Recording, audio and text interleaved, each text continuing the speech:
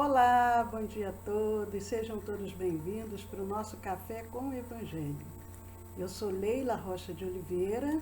Roberto Antônio de Oliveira, também como a Leila, vinculado ao Centro de Estudos Espíritas Allan Kardec, aqui da pequena, mas graciosa cidade de Olambra.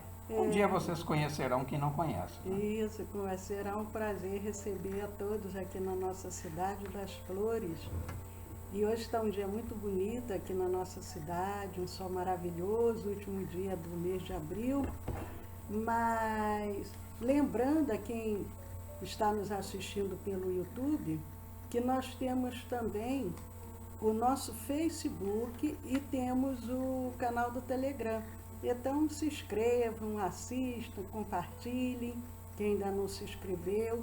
Se inscrevam também no nosso canal do YouTube, quem não se inscreveu, dá aí um like, para que a gente possa ir difundindo essa luz que é a doutrina espírita, que não deixa de ser o Evangelho redivivo. Então hoje é uma alegria estar compartilhando com os nossos amigos, aqui com mais um café. E eu estava me lembrando e eu vou perguntar uma coisa ao Roberto para ver se ele vai saber me responder.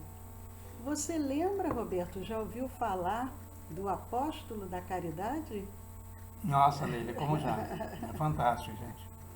É uma biografia riquíssima e que, eu confesso, com uma certa desapontamento, que há muitos espíritas que não conhecem. Né? Nós estamos falando do apóstolo da caridade, Eurípides Barçanufo. Eurípides Barçanufo, um grande apóstolo. Assim tá bom, senão isso assim tá bom.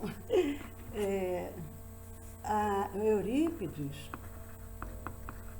Barçanufo. Eurípides, ele nasceu numa cidade. Naquela época, né, nasceu no final do século XIX, nasceu numa cidade que na época ela praticamente nem existia, né?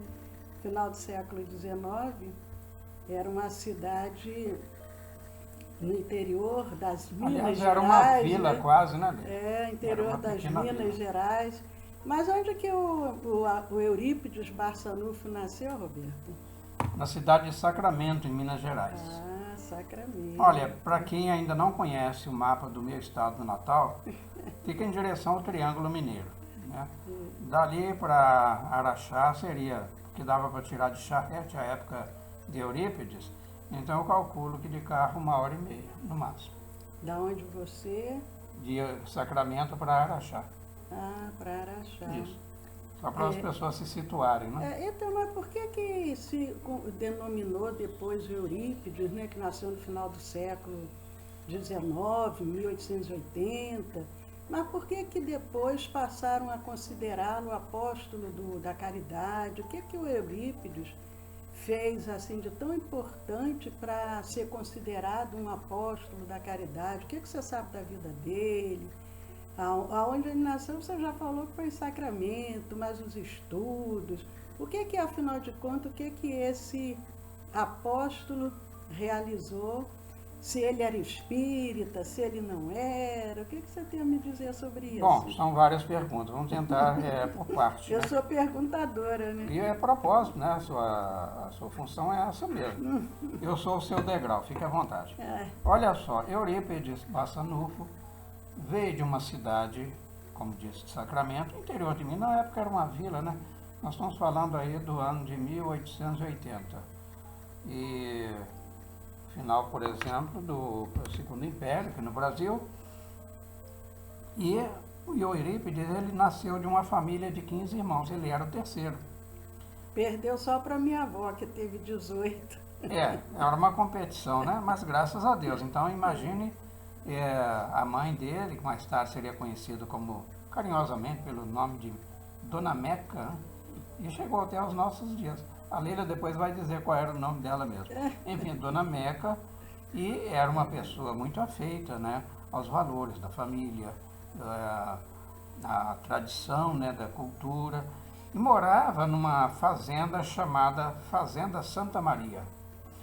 E nessa fazenda Santa Maria, que tinha muitas casas de colonos, e ali então se instalaram o seu Mojico, que era o pai do Eurípides, né? A dona Meca, e dali a família cresceu um pouquinho.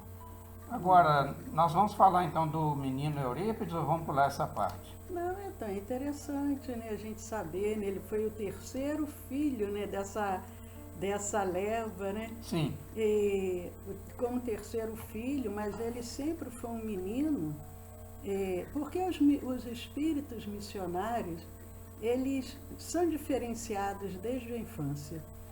Em geral, né, trazem aquela diferença, né, despertam um olhar que as pessoas voltam para aquele espírito, porque num lugar que ainda não existia luz, não existia meio de locomoção, não existia nada, e que as crianças em geral não gostavam de estudar, como até hoje muitos não gostam, mas o Eurípides sempre se dedicou, sempre foi muito interessado em estudar, em aprender, e ele ingressa numa escola. Por outro lado, os pais do Eurípides foram pais assim muito atuantes, porque imagina, num lugar de interior, dificuldade financeira, 15 filhos, mas eles colocaram os filhos na escola.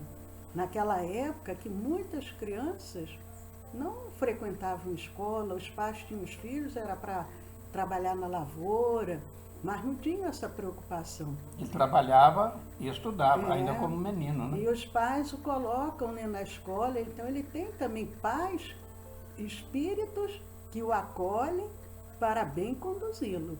E aí, o que acontece, Roberto? Como é que é esse ingresso dele na escola? Como então, é que ele se sobressai? A vida escolar do menino Eurípides começa, como era na época, uma tradição, em torno dos 4 anos.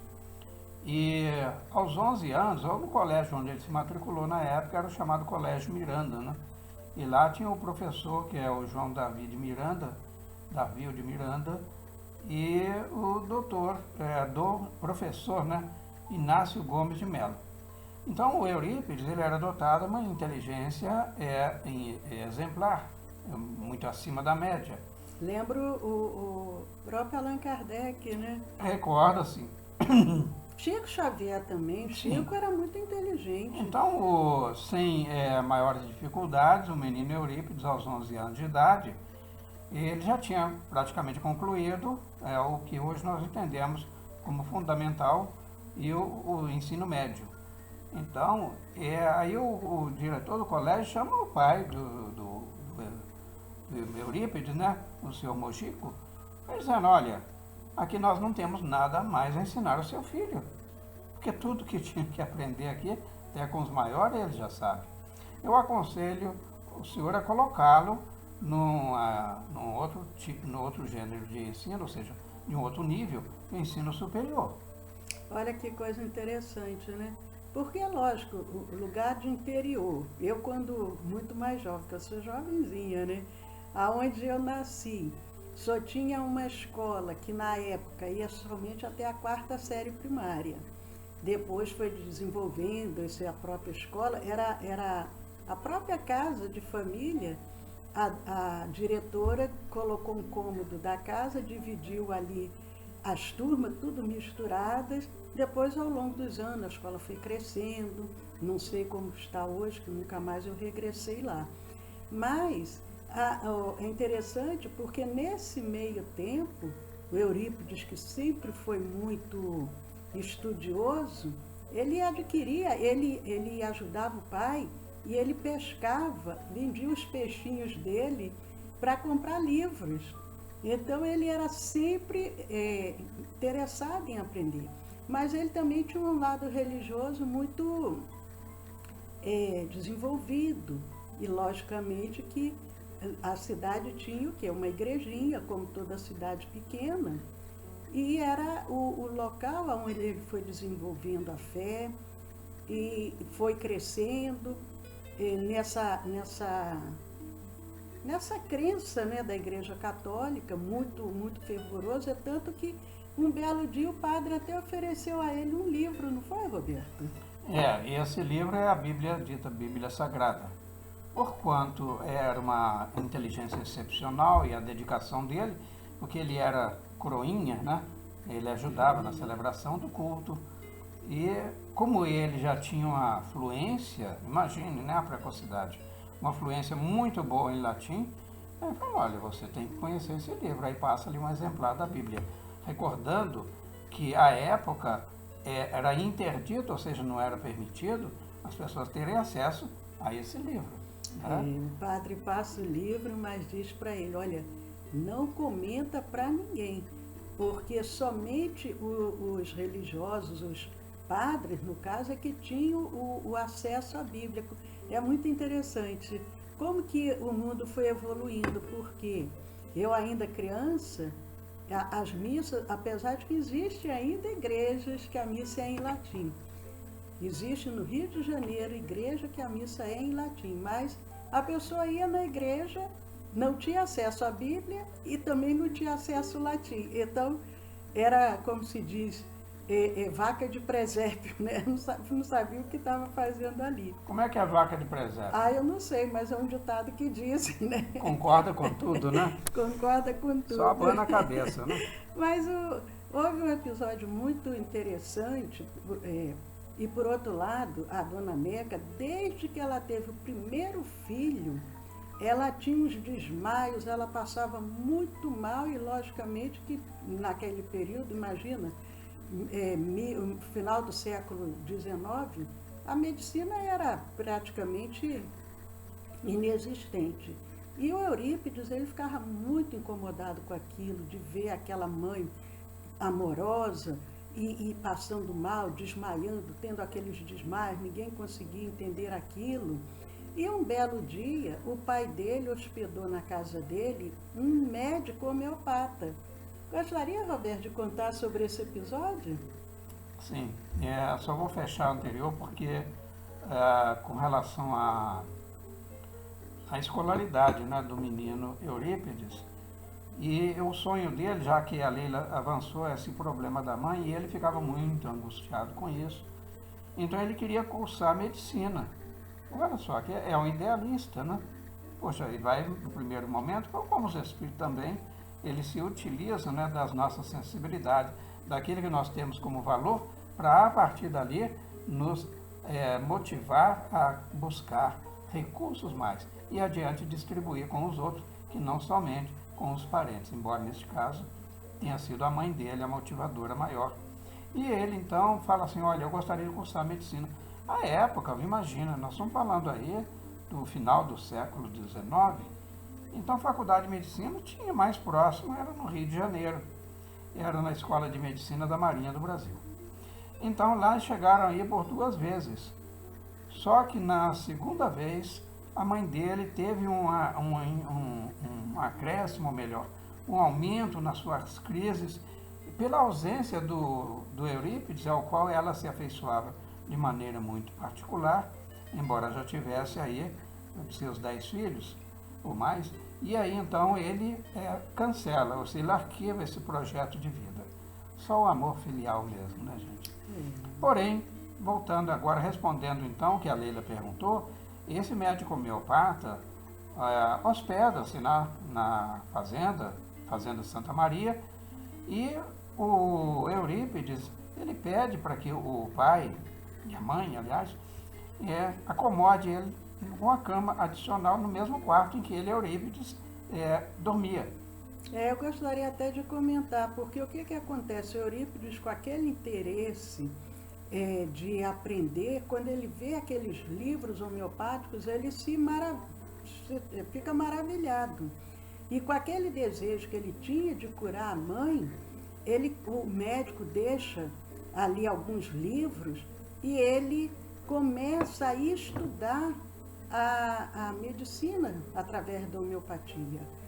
E com aquele desejo que ele tinha de ser médico, que não se realizou, mas com o aprendizado que ele teve da homeopatia, ele tomou a decisão, ainda muito jovem, com seus 21, 22 anos, aí ele tomou a decisão. Que qual foi, Roberto? A decisão dele foi no sentido de abrir uma farmácia. de manipulação, ou seja, de farmácia homeopática. Né?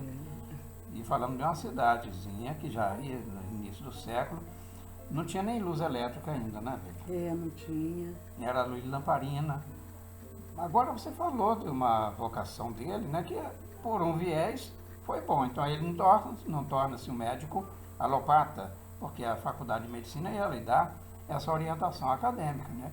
E ao diplomar-se, graduando-se mais tarde médico, ele ia ser um médico alopata.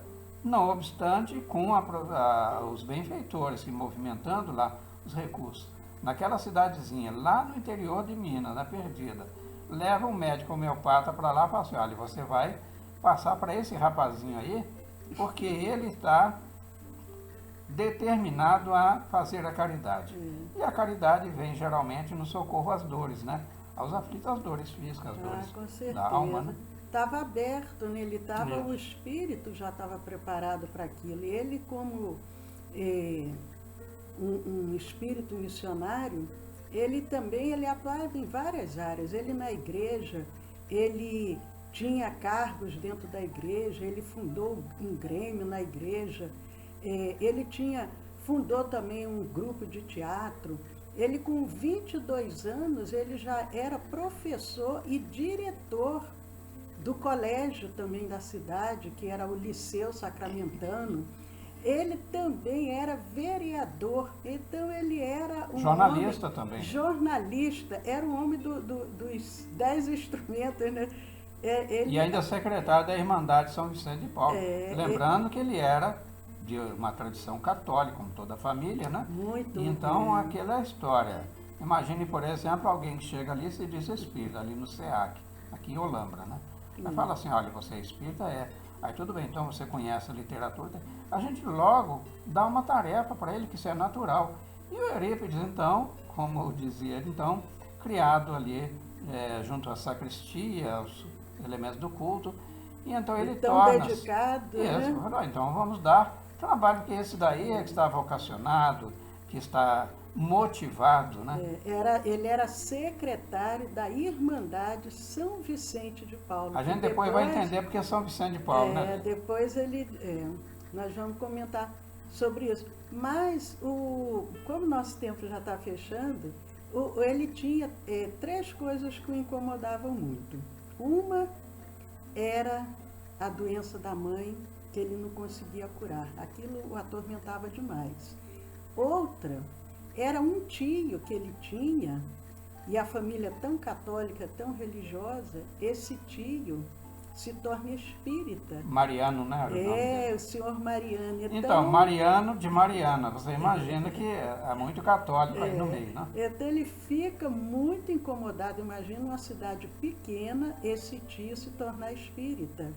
E outra coisa também que o incomodava é que ele queria entender o significado das bem-aventuranças, do Sermão do Monte, que Jesus nos traz de uma forma tão bela, bem-aventurados aflitos, bem-aventurados... Apesar de muito enigma, né? O que incomodava ele, o menino Eurípides, o rapaz, então agora, adolescente, né, jovem, adulto, aliás. Então o que incomodava ele era isso, porque como é que pode... Bem-aventurados aflitos, ou seja, ele entendia, bem-aventurado quer dizer feliz. Mas aflito, feliz, então ele ficava intrigado com aquilo, né? Então a Leila já falou 3 coisas que o incomodavam, né? Agora, com relação ao tio Mariano, o que aconteceu? O tio, ele muda para uma fazenda, vai trabalhar numa determinada fazenda ali da região, e quando ele chega nessa fazenda, começou a se manifestar ali vários tipos de fenômenos físicos. Eram coisas que caíam, eram vários tipos de fenômenos ali que despertavam a atenção. E aquilo estava de uma forma tão exagerada, e alguém indicou um médium espírita de uma outra cidade. Que era próximo a Araxá, essa questão, né? Falei ainda há pouco, é o Frederico Perrot. Né? Então o Frederico, ele vai lá nessa fazenda, e o que ele constata? Todas as pessoas que viviam ali naquela fazenda eram médiuns. Eles tinham uma mediunidade, principalmente de efeitos físicos. Então ele orienta que eles instituíssem ali um estudo sério, um estudo para que eles pudessem entender aqueles fenômenos e, com isso, os fenômenos cessaram e eles foram dando continuidade a essas reuniões. Até recorda lá em Hydesville com as irmãs Fox, né? Então, depois que, ou seja, havia aqueles barulhos insistentes, pancadas e tal, e quando depois as irmãs Fox conversam, ou seja, estabelecem uma conversação com a entidade que provocava isso, e depois cessou. Então, como ocorreu na fazenda referida, acho que era a Fazenda Santa Maria, de Sacramento. Eu acho que a fazenda era Santa Maria. O Eurípides morava em outra. Aliás, ele morava em outra localidade. Ele morava mesmo na cidade. Sacramento, que era uma vila, né? Um local devia ser tudo mais. Dava 14 quilômetros. Da casa dele até essa fazenda eram 14 quilômetros. Isso. E então esses fenômenos eles cessaram, mas entretanto a curiosidade permanecia na lei. Eles continuam estudando, só que isso incomoda demais o Eurípides. Só que isso a gente vai comentar amanhã. Nós vamos dar continuidade a esse bate-papo, porque falar do apóstolo da caridade, Eurípides Barçanufo, não dá para falar de uma forma tão rápida. Nós levaríamos aí, teria causos, como dizem os mineiros, aí para um mês de café. Mas amanhã a gente dá continuidade. Hoje é quinta-feira, 20 horas, o nosso curso de Espiritismo. Ao final, teremos o nosso passe espiritual, a magnetização das águas, a nossa vibração por todo o nosso planeta. Então, compartilhem, participem. E amanhã, às 10 horas da manhã, o nosso café com o Evangelho, para vocês saberem o que aconteceu para o Eurípides, tão católico, a família tão religiosa, e ele depois ser considerado o apóstolo da caridade. A estrada de Damasco, né? Em alusão ao apóstolo Tarso, né? Paulo de Tarso. Então, como ocorreu essa transição do Eurípides, né? Do catolicismo para o espiritismo. Amanhã. Isso. Até amanhã. Saúde e paz a todos. Um bom dia mais uma vez e votos renovados de muita paz. Fiquem com Deus.